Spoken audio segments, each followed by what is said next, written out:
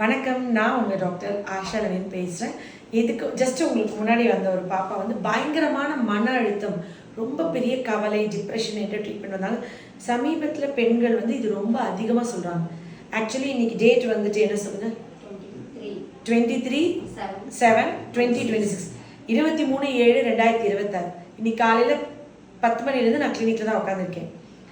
ஆனால் இன்னைக்கு வந்து இப்போ என் பொண்ணெல்லாம் வந்து விஜய் ஃபேன், சரிங்களா? அவங்க மலேசியாவில் இருக்காங்க. நிறைய தடவை நான் இங்கே என்னோட ஃபேஸ்புக் அக்கௌண்ட் தான், இன்ஸ்டா அக்கௌண்ட் தான் என் கணவர், நான், என் பிள்ளைங்க எல்லாமே யூஸ் பண்ணுவாங்க. என் பொண்ணு வந்து இன்னைக்கு என் பொண்ணோ இல்லை என்னுடைய கணவரோ இல்லை என்னோட பையனோ யாரோ ஒருத்தவங்க கூட ஃபேஸ்புக்கில் வந்து இன்னைக்கு ஜனநாயகம் படம் பார்த்துட்டு போஸ்ட் போட்டிருக்கலாம். ஆமாவா, நான் காலையில் இங்கே தானே இருக்கேன், நான் தேட்டருக்கு போனேன்னா. ஆனால் கீழே வந்து டாக்டர் நீங்களான்னு கழுவி ஊற்றி திட்டிகிட்டு இருக்காங்க. ஆனால் அதுக்காக நான் வருத்தப்பட முடியுமா? நம்ம ஃபீல் பண்ண முடியுமா? யாருனே தெரியாது, ஊர் பேரே தெரியாது, அவங்கெல்லாம் கூட நம்மளை எதுனா பேசலாம். ஆனால் ஏன் எல்லாருக்கும் உட்காந்து ப்ரூவ் பண்ணணும்? இந்த உலகத்தில் நான் சொல்ல விரும்புறது வந்து நிறைய தடவை நம்மளை தப்பாக தான் புரிஞ்சுக்குவாங்க. எல்லாரும் ஏன் நம்மளை கரெக்டாகவே புரிஞ்சுக்கணும்? கடவுளே ஒரு கடவுள் இல்லைங்க. முருகன் மட்டும்தான் கடவுள்னா பிள்ளையார் இருக்கக்கூடாது, சிவன் இருக்கக்கூடாது, எங்கள் குலசாமி இருக்கக்கூடாது. கடவுளே 1000 கடவுள் இருக்குது. எல்லாரும் ப்ரூவ் பண்ண முடியல. அப்படி இருக்கும்போது எப்படி மனுஷங்களை ப்ரூவ் பண்ணும்? அதனால் நிறைய அது எப்படி நினச்சிக்கணும்னா, நம்மளோட திருஷ்டிலாம் கலையுதுன்னு நினச்சிக்கணும். இன்னொரு விஷயம், இன்னைக்கு 2 போஸ்ட் போட்டேன். இன்னொரு போஸ்ட் என்ன போட்டேன்னா, நீட் வந்து இப்போது என் அப்பா வந்து இந்திய இராணுவத்தில் இருந்தார். இந்திய இராணுவத்தில் இருந்த ஒருத்தரோட மகள் வந்து இந்திய நாட்டு பற்று எவ்வளோ அதிகமாக இருக்கும். And will stand with nation. என் நாட்டோடு தான் நான் இருப்பேன் என்னன்னாலும். இந்திய நாட்டோட குடிமகளாக தான் நான் இருப்பேன். ஸோ அப்போ நான் வந்துட்டு கண்டிப்பாக நாட்டுக்கு ஐ ஸ்டாண்ட் வித் மை நேஷன்னு சொல்கிறேன். இன்னொரு விஷயம் எனக்கு இருக்குது என்னென்னா, நான் படிக்கும்போது நீட் இல்லை. +2 வரைக்கும் பாஸ் பண்ணி +2ல் நல்ல மார்க் எடுத்து நான் எக்ஸாம் இது பண்ணேன். அதனால் என்ன பண்ணேன், 11th 12th போர்ஷன்லாம் ஒழுங்காக படித்தேன். எனக்கு இங்கே தமிழ்நாட்டில் இருக்கிற எல்லா மெடிக்கல் காலேஜஸ்லேயும் எனக்கான சீட் இருக்குது. நேஷனல் லெவலில் நான் போட்டி போடணும்னா அதுக்கு ஒரு எக்ஸாம் இருக்குது. எய்ம்ஸ்க்கெலாம், ஏஎஃப்எம்சிக்கெலாம் அதுக்கு நான் ஒன்று எழுதிக்கணும். ஆனால் இந்த நீட் வந்தப்பறம் என்னென்னா, நான் என்னோட ஸ்டேட்டில் நான் எம்பிபிஎஸ் சேர்றது கூட இந்தியா ஃபுல்லாக்கும் ஒரே கோட்டா வந்துடுது. அப்போது இங்கே இருக்கிற என்னோட பிள்ளைகளுக்கு வாய்ப்புகள் குறையுதா? இங்கே இருக்கிற மருத்துவக் கல்லூரிக்கு எங்கேயோ அங்கேதான். இப்போது இது ஃபுல்லாக நேஷனல் மயமாக்குது. எதுக்காக நேஷ்னல் ஸ்டேட்டுன்னு பிரிக்கிறாங்க? அந்தந்த ஸ்டேட்டில் இருக்கவங்களுக்கு அதோட பயன் இருக்கணும். இப்போது நெய்வேலி நிலக்கரி வந்து எனக்கு மட்டும்தான் வேணும்னு நான் வச்சுக்கணும்னு நினைக்கல. நான் நினச்சிருக்கணும். ஆனால் அப்போ இந்திரா காந்தி அம்மாவை யாரோ ஒருத்தவங்க இருந்தப்ப இது வந்து இந்தியா முழுக்க கொடுன்னோடனே நம்ம என்ன பண்ணுவோம், நம்ம திருக்குறளை கொடுக்குற மாதிரி, நம்மளோட ஆத்திச்சூடியை கொடுக்குற மாதிரி இதையும் எடுத்து கொடுக்குறோம். ஆனால் நமக்கு இப்போ ஒரு தண்ணி கொடுக்கணும்னா கூட நம்ம கெஞ்ச வேண்டியிருக்கு. ஆனால் பேச முடியல.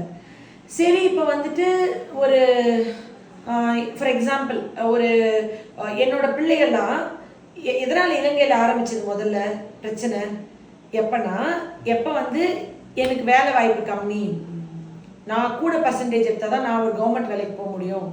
ஆனால் அவங்க சிங்களவங்க வந்து கொஞ்சம் மார்க் எடுத்தால் கூட அவங்களுக்கு வேலை கொடுத்துருவாங்க. இப்படின்னு ஒரு போட்டி வந்து என்னை ஒடுக்கும் பொழுது தான் பிரச்சனை வந்துச்சு. இப்போ இந்த நீட்ன்றதுனால என்ன ஆகுதுன்னா, முதல் விஷயம் +1 +2 யாருமே படிக்கிறது இல்லை. அது எவ்வளோ கம்மியாக மார்க் இருந்தாலே பரவாயில்ல. +1லேருந்து நீட் கோச்சிங் ஆரம்பிக்கிறாங்க.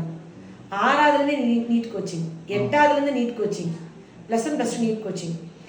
இப்படி படிக்கும்போது +1 +2 ஒழுங்காக படிக்க முடியலையா? பிள்ளைகளுக்கு பயங்கரமான மன அழுத்தம், சுமையா. நீங்கள் அப்படி பார்த்தா JEE எதுக்கு வைக்கணும், +2 எதுக்கு வைக்கணும், 10th எதுக்கு வைக்கணும்? அதெல்லாம் வைக்கணும் தான்.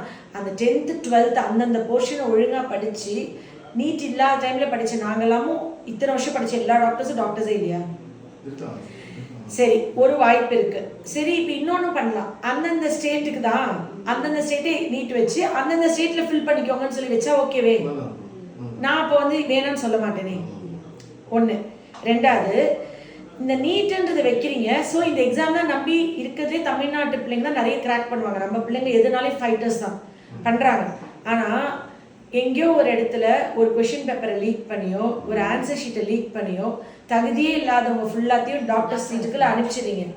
என் பிள்ளை போய் சைனாலேயோ ரஷ்யாலேயோ ஏதோ பேர் தெரியாத ஒரு நாட்டிலையோ எம்பிபிஎஸ் பணம் கட்டி 20-30 லட்சம் செலவழிச்சு நான் படிக்க வச்சு இங்கே கொண்டு வரணும். இப்போ போலீஸ் இது போஸ்டல் டிபார்ட்மெண்ட்லாம் டோட்டலாக சென்ட்ரல் கவர்மெண்ட்டுக்கு போனதுக்கப்புறம் நீங்கள் போஸ்டல்ல இங்கே தமிழ்நாட்டில் இருந்துன்னா பாருங்கள், தமிழே தெரியாதவங்களாம் ஜாப்ல இருப்பாங்க.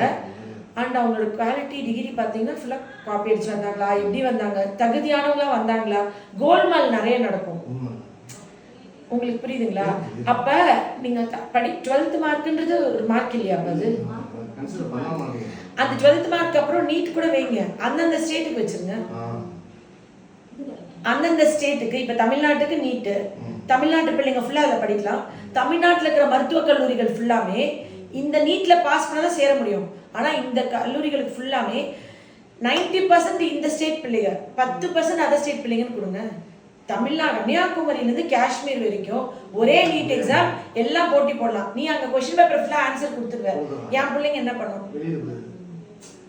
நான் சொல்றது உங்களுக்கு புரியுதுங்களா?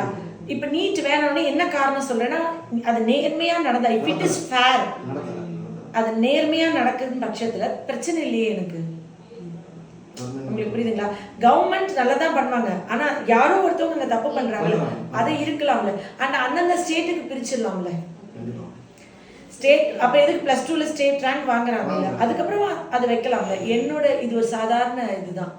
ஆனால் அதுக்கு கீழே பயங்கரமாக கமெண்ட் திட்டியெல்லாம் போடுறாங்க. நான் ஆக்சுவலி கமெண்ட்ஸ் போய் பார்க்கல, நான் இன்னும் காலையில் பார்த்தீங்களா இங்கேயே தான் இருக்கேன்.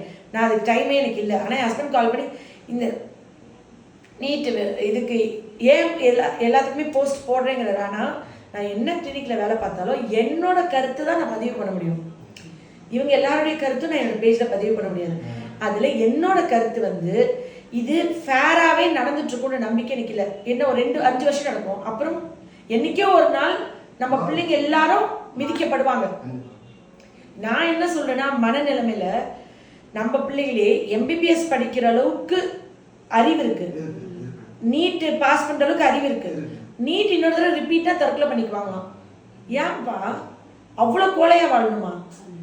உனக்கு MBBS சேர்ற அளவுக்கு தகுதி இருக்கு, அறிவு இருக்கு, நீட் எக்ஸாம் பாஸ் பண்ற அளவுக்கு உனக்கு அறிவு இருக்கு, நீட்டை ரிப்பீட் போட்டா நீ தற்கொலை பண்ணிப்பியா?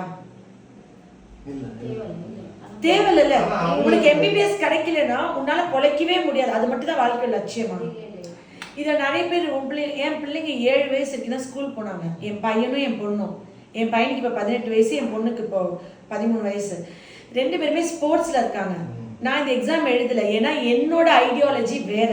நான் என்ன சொல்றேன்னா, நான் 9th 10th கஷ்டப்பட்டு மண்டையில் ஏறாத மேக்ஸ் அல்ஜிப்ரா படிச்சது எனக்கு வாழ்க்கையில் இப்போ உதவவே இல்லை. எதுக்கு அதை படிக்கணும்? என் பையனை போனோம் டாக்டரோ கலெக்டரோ ஆகுனா படிக்கணும். பிளேயர் ஆகிறதுக்கு எதுக்கு ஸ்கூலுக்கு போய் டைம் வேஸ்ட் பண்ணணும்?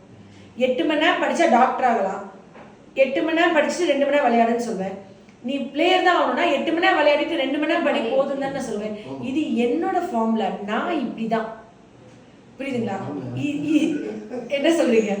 என் பையன் பொண்ணுலாம் மலேசியால இருக்காங்க, எங்கேயோ வெளிநாடுகள்ல எங்கேயோ விளையாடுறாங்க.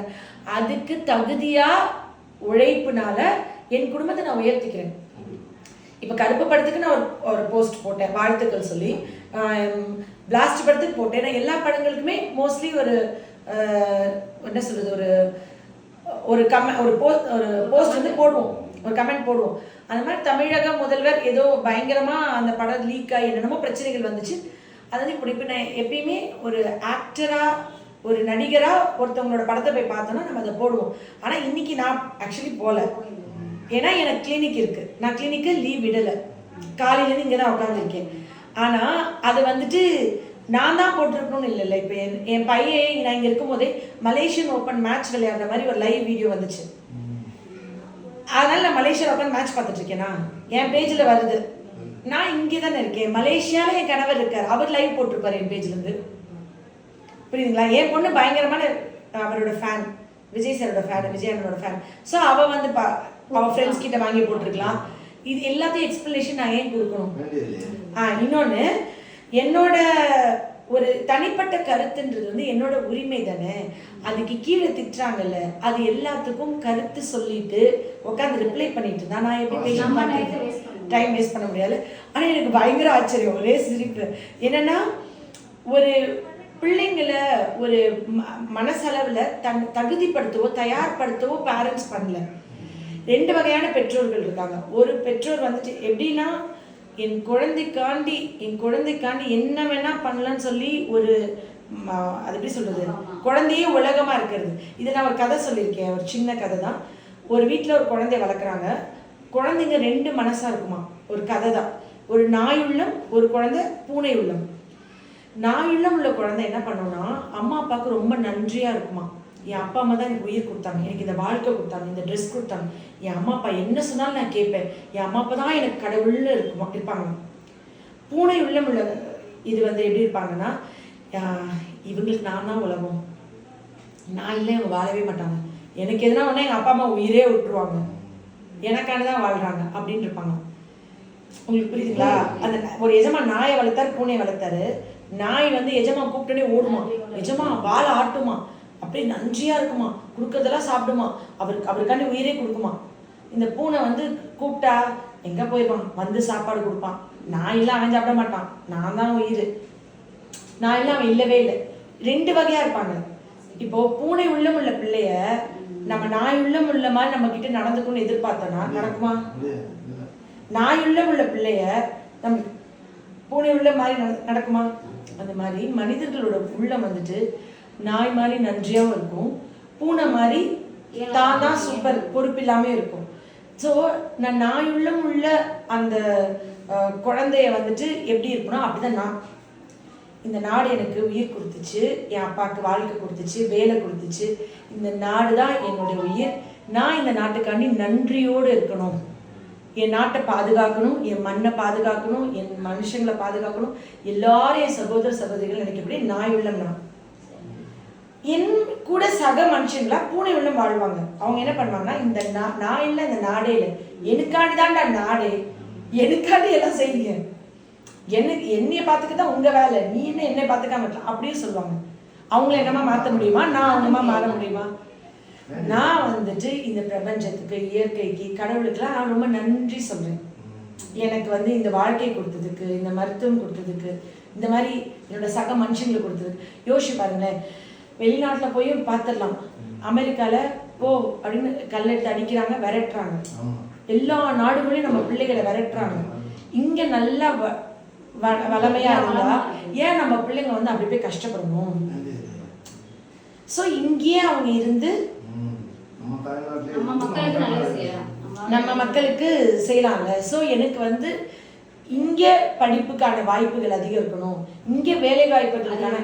இப்போ ஸ்ரீலங்காவில் கம்ப்ளீட்டாக இது பண்ண உடனே உலகம் முழுக்க தமிழர் போய் எங்கெங்கேயோ பிழைக்கிறாங்க. ஆனால் தாய்மண் இல்லையே, அகதிகளாக தானே இருக்காங்க. இங்கே இன்னும் ஓட்டுரிமை கிடைக்கலையே, எத்தனையோ வருஷம் ஆச்சு, வந்து 30 வருஷமா அந்த வீட்லேயே.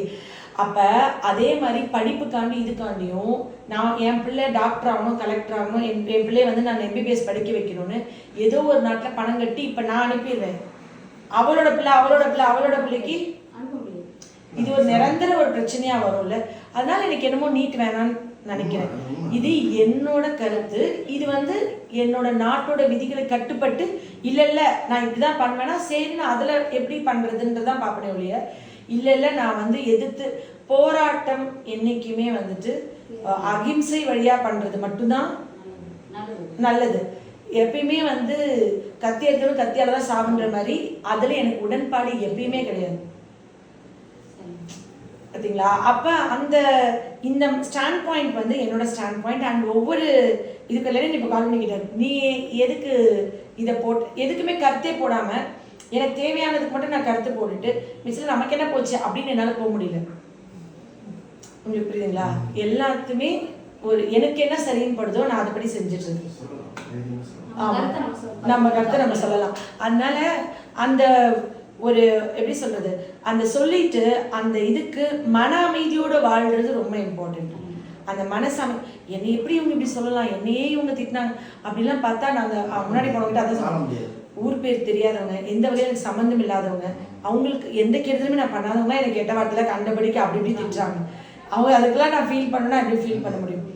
நம்ம வந்து நம்மளோட மனசாட்சிக்கும் கடவுளுக்கும் கரெக்டாக இருக்குமா? நம்மளோட பீஸ் தான் அல்டிமேட். இன்னொரு விஷயம் வந்து நான் பிறந்ததோட பயன் வேற, அவங்க பிறந்ததோட பயன் வேற, என்னோட பிறவி பயன் வேற. என்னை எப்படி அவங்க கண்ட்ரோல் பண்ண முடியும்? ஒவ்வொருத்தங்களோட பிறவி பயன் வேற. என்னோட பிறவி பயன் வந்து இன்னைக்கு இத்தனை நோயாளிகளை குணம் பண்றது, உங்களுக்கு அன்பு செலுத்துறது, உங்களுக்கான நேரம் செலவிடுறது. பிறவி பயன் வேற வேற இருக்க ஒருத்தவங்க இன்னொருத்தவங்களை கரெக்ட் பண்ணவே முடியாது. அதுதான் நான் சொல்லுவேன். Love you all. நன்றி.